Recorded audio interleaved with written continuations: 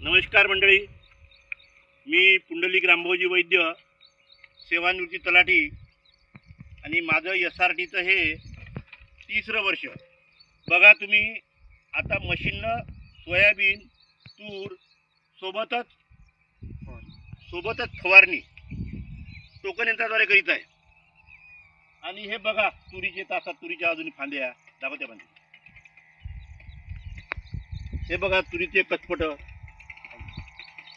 अशा सुद्धा परिस्थितीत इतकं चांगलं टोकन होते, म्हणून प्रत्येक शेतकऱ्यांनी SRTचा अवलंब करावा.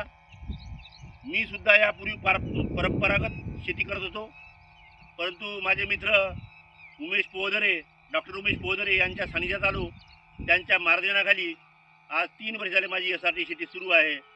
आणि त्या SRTमुळे मला इतका बराच फायदा झाला. आज मला कोणत्याही प्रकारची मशागत करायचं काम पडलेलं नाही. तुरी कापणी झाली, बस घरी मस्त झोपण्याचं काम केलं. आता आलो आम्ही टोकन घेऊन आज पेरायला. कुठल्याही प्रकारची वखरणी, डवरणी, नांगरणी, खुरपणी कमीत कमी एकरी कमीत कमी 5 ते 6 हजाराचा खर्च आज या SRTमध्ये वाचत आहे.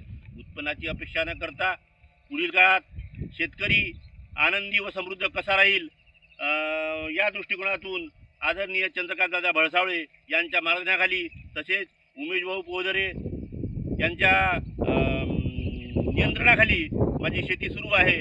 तरी सर्व बांधवांना पुढील वर्षी किंवा याही वर्षी जास्तीत जास्त SRT शेती करावी व होणाऱ्या आपल्या कर्जबाजारीपणा किंवा होणाऱ्या नुकसानात आपण टाळावे, ही विनंती. थांबतो. जय हिंद, जय भारत.